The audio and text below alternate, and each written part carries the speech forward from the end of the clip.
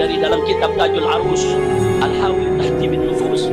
Di sana diceritakan betapa para ulama-ulama salaf mengingatkan kita semua bahwa mendapatkan satu saja rahmat dari Allah itu jauh lebih baik daripada amal ibadah kita seumur hidup, saudara. Loh, kenapa? Karena kita ini hanya bisa masuk surga dengan rahmat Allah, bukan dengan amal kita, saudara. Sebelum kita punya amal, belum tentu bisa memasukkan kita ke dalam surga tanpa rahmat Allah. Tapi dengan satu rahmat saja Allah berikan kepada kita cukup untuk memasukkan kita ke dalam surga. Makanya para ulama salaf, saudara, pernah mengatakan, mereka bersumpah demi Allah, aku mendapatkan satu rahmat dari Allah lebih aku suka daripada amal ibadahku seumur hidupku. Karena amal ibadah seumur hidup belum tentu Allah terima, belum tentu mendapatkan rahmat. Tapi kalau satu rahmat sudah Allah berikan, saudara, maka segala amal ibadah kita akan diterima oleh Allah. Kekurangannya akan disempurnakan, dosa kita akan dimaafkan. Jadi sekali lagi, kalau satu kali selawat buat Nabi, Allah melimpahkan 10 rahmat untuk kita. Jangankan 10 rahmat, satu rahmat udah cukup buat modal masuk surga, ya kawan. Bagaimana 10 rahmat? Bagaimana kalau kita berselawat 10 kali, 100 kali, 1000 kali? Saudara, setiap hari kita berselawat kepada Nabi kita Muhammad sallallahu alaihi wasallam, maka insya Allah Allah subhanahu wa ta'ala akan melimpahkan rahmatnya untuk kita semua. Nah, karenanya jangan kaget kalau majelis-majelis sufi, majelis-majelis sholihin di mana-mana tempat, bukan di Indonesia aja ya, pada seluruh dunia, saudara, itu dipenuhi dengan zikir-zikir dan sholawat, ya, Wan. Di samping ada majelis ilmu, di samping baca kitab, di samping ada nasihat, mereka nggak lupa. Mereka ajak umat banyak-banyak baca sholawat, berzikir, baca wirid. Kenapa?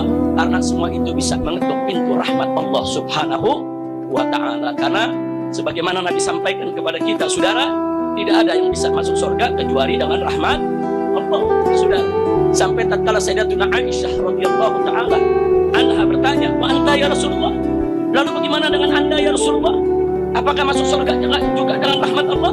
Nabi mengatakan, ya, nggak ada yang bisa masuk surga kecuali dengan rahmat Allah. Cuma hati-hati, ada yang mensalah tafsirkan hadis ini. Apa dia bilang? Nabi sendiri belum tentu dapat rahmat. Astagfirullahaladzim. Ini tafsirnya ngawur ini, ya. Ini bukan pakai tafsir Jalalain ini, tafsir jalan lain dia pakainya. Na'udzubillah min. Nabi itu, saudara, bagaimana nggak dapat rahmat? Ngawur. Nabinya sendiri rahmat, saudara. Allah menyatakan di dalam Al-Quran Al-Karim, wa ma arsalnaka illa rahmatan lil alamin. Saudara, Allah yang menyatakan, tidaklah kami mengutus engkau wahai Nabi, tidaklah kami mengutus engkau wahai Rasul, wahai Muhammad, illa melainkan rahmatan, sebagai rahmat lil alamin, untuk semesta alam. Nabi itu sendiri diutus oleh Allah sebagai rahmat. Kalau dikatakan sebagai rahmat, hatta dan Nabi, apa yang dibawa Nabi semuanya berisikan rahmat, saudara. Nah, lalu kalau Allah jadikan Nabi sebagai rahmat, kok bisa ada mengatakan Nabi belum tentu dapat rahmat? Ini yang bicara begini mesti syahadat lagi, ya.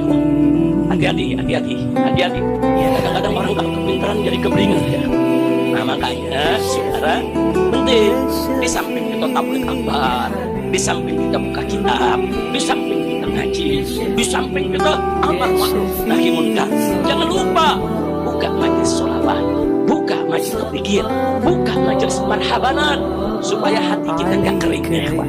Insya Allah. Nah, terakhir yang ingin saya sampaikan, saudara, ada lagi belakangan ini, saudara, orang-orang yang kurang ajar mulutnya, saudara, menyebutkan kalau ibu bapak Nabi masuk neraka, ibu bapak Nabi orang kafir.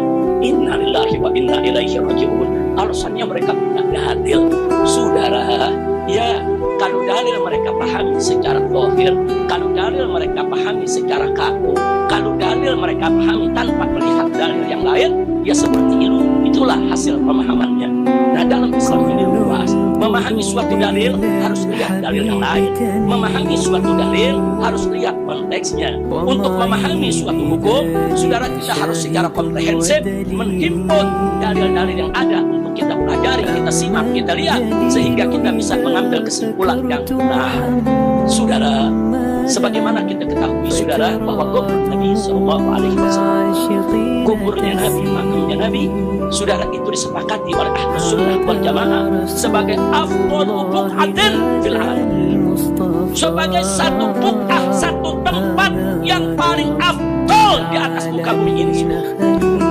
Terima, kenapa? Kenapa? Yutambihi jasad Nabi sallallahu alaihi wasallam. Karena kubur tersebut menghimpun jasad Nabi kita Muhammad sallallahu alaihi wasallam. Kalau di situ nggak ada jasad Nabi, dia nggak menjadi buq'ah yang paling mulia, sudah. Dia menjadi buq'ah yang paling mulia karena di dalamnya dia menghimpun jasad Nabi kita.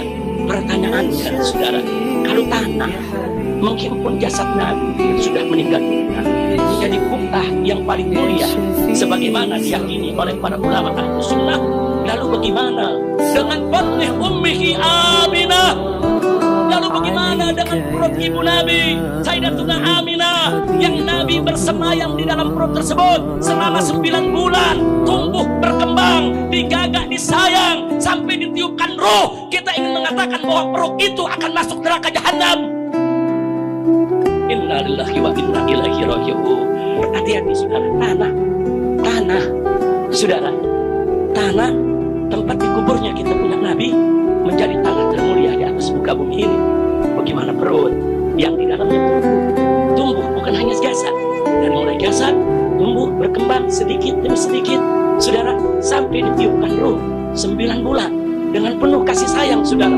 Yang kini kita mengatakan perut ini akan dibakar dalam api neraka, yang kita mengatakan perut ini adalah perut kotor yang akan dibakar dalam neraka.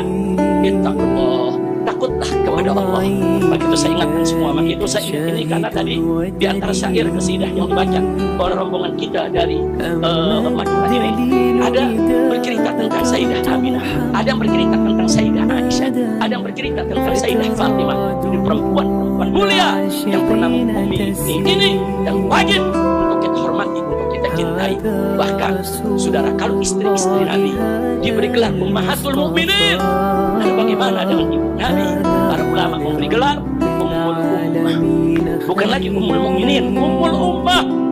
Saudara, subhanallah. Nah, maka itu jagalah sikap kita kepada keluarga Nabi, kepada ayah Nabi, kepada ibu Nabi, saudara, kepada istri-istri Nabi, kepada putra-putri Nabi, kepada keturunan Nabi Sayyiduna Muhammad sallallahu alaihi wasallam. Insyaallah kalau kita bisa menjaga adab, saudara, maka itu akan menjadi membuka pintu rahmat buat kita semua. Amin ya rabbal alamin. Andai kata ada orang Islam yang betul yakin kalau ibu bapak Nabi itu kafir, masuk neraka, andai kata, saudara, maka sungguh pun dia yakin itu nggak pantas dia mempergunjingkan ibu bapak Nabi, nggak pantas dia ceritakan ibu bapak Nabi di mimbar-mimbar. Apa maksud dia di mimbar berteriak-teriak ibu bapak Nabi masuk neraka? Apa dia bangga? Apa dia senang kalau ibu bapak Nabi masuk neraka? Andai kata ibu bapak Nabi betul masuk neraka, mestinya kita sedih sebagaimana sedihnya Nabi sebenarnya. Mestinya kita menangis sebagaimana menangisnya Nabi sebelum mendapat kabar dari Allah bahwa ibu bapaknya, saudara, akan masuk surga, saudara. Nabi sedih pada awalnya, Nabi sedih, tapi ada orang ngaku Islam cinta kepada Nabi dengan bangga, dengan senang, dengan gembira dia umbar ibu bapak Nabi masuk neraka, ibu bapak Nabi akan dibakar masuk neraka, ibu bapak Nabi kafir. Apa pantas sebagai seorang muslim yang berutang budi, berutang jasa kepada Nabi, mempergunjingkan kedua orang tuanya? Jadi saya ingin menasihati mereka yang masih meyakini ibu bapak Nabi masuk neraka. Andai kata keyakinan yang benar, tutup mulut, jangan bercerita di atas mimbar, jangan mengubah. Apalagi persoalannya bukan menjadi kesepakatan ulama, apalagi Ahlus Sunnah wal Jamaah sepakat kalau ibu bapak Nabi, saudara, bukan kafir, bukan musyrik, dan bukan ahli neraka. Jadi kalau kau punya manhaj meyakini ibu bapak Nabi kafir, ambillah madhab, ambillah keyakinanmu. Tapi kau jangan sakiti hati Nabi, jangan sakiti hati kami. Kau mimbar di atas mimbar, na'udzubillah min dzalik. Maka itu, saudara, tatkala putra saudara Abu Jahal yang bernama Ikrimah Ikrimah ini pada awalnya memusuhi Nabi yang bisa-bisa. Bahkan sampai-sampai Nabi mengumumkan pada saat menaklukkan kota Mekah, andai kata Ikrimah bergelantungan di sitar Ka'bah sekalipun, halal darah untuk ditumpahkan. Jadi kalau siapa umat Islam yang mendapatkan Ikrimah, bunuh. Perintah Nabi ya. Nah, akhirnya apa? Ikrimah melarikan diri dari Mekah. Nah, begitu melarikan diri dari Mekah sampai di Jeddah, sampai di pinggir laut, saudara, dia kebingungan. Nah, sementara istrinya di kota Mekah sudah masuk Islam, istrinya kejar sang suami. Begitu dikejar, lari kemana? Kota Mekah sudah takluk, kota Mekah sudah dikuasai oleh umat Islam, oleh Nabi dan seluruh pengikutnya. Lebih baik kau kembali, lebih baik kau masuk Islam. Sang suami bertanya, apa Muhammad mau terima aku masuk Islam? Karena memang kejahatan dia terhadap Nabi udah luar biasa. Akhirnya kata sang istri, nanti aku yang akan bicarakan dengan Nabi. Insya Allah Nabi akan menerima. Kemudian sang istri menemui Nabi. Sang istri menceritakan bahwa Ikrimah bertobat ingin masuk Islam, ingin mengucapkan syahadat. Kemudian Nabi terima. Nabi berikan jaminan keamanan. Kalau begitu, ajak kau punya suami kembali ke kota Mekah, masuklah Islam, dan aku jamin bahwa tidak akan ada yang mengganggunya. Nah, yang ingin saya garis bawahi ini, begitu Ikrimah sedang dalam perjalanan menuju kota Mekah. Di kota Mekah, di sahabat juga menunggu apa pesan Nabi. Nabi mengatakan kepada para sahabatnya, kalau nanti Ikrimah datang, jangan kau hina ayahnya, jangan kau cerita tentang ayahnya, jangan. Nah, sebab kata Nabi, kalau engkau itu mencaci maki orang yang sudah meninggal dunia, dia punya anak, nanti akan sakit hati. Padahal ayahnya siapa tadi? Abu Jahal. Abu Jahal berhak untuk disadap, Abu Jahal berhak untuk dilaknat. Tapi Nabi pesan, kau jangan laknat Abu Jahal depan anaknya. Walau bagaimanapun juga Ikrimah itu anaknya, jangan kau sakiti hatinya, karena Ikrimah sudah masuk Islam jadi saudara kita. Subhanallah, ini yang saya ingin pakai. Andai kata ibu bapak Nabi kafir, sebagaimana keyakinan sekelompok orang di luar Ahlus Sunnah wal Jamaah, apa dia nggak jaga perasaan Nabi? Andai kata itu kafir, jaga perasaan Nabi, jaga hati Nabi. Nabi telah berjasa kepada engkau memperkenalkan Islam, kok tega kau hina ibu bapak Nabi di atas mimbar, di televisi, di medsos, dengan mengatakan ibu bapak Nabi musyrik, kafir, di neraka, kurang ajar.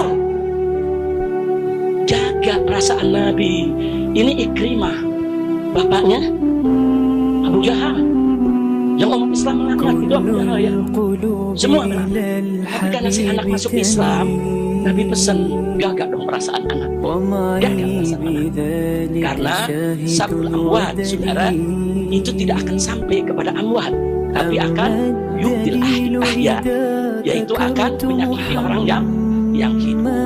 Makanya para ulama sudah mengingatkan saudara, hati-hati bicara tentang ibu bapak Nabi. Saya terima kasih kepada rombongan dari Madura. Tadi dalam sekian banyak bait syairnya juga menceritakan tentang keutamaan Sayyidah Aminah radhiyallahu anha wa alaiha salam. Amin ya rabbal alamin. Ini yang saya mau sampaikan. Kira-kira jelas tidak? Paham semua? Saya mau tanya semua di sini, cinta kepada Nabi, cinta kepada Rasul, cinta kepada orang tua Nabi, siap menjaga kehormatan Nabi, siap menjaga kehormatan kedua orang tua Nabi. Takbir, sallu ala Nabi. Hanya itu saja yang saya mau sampaikan.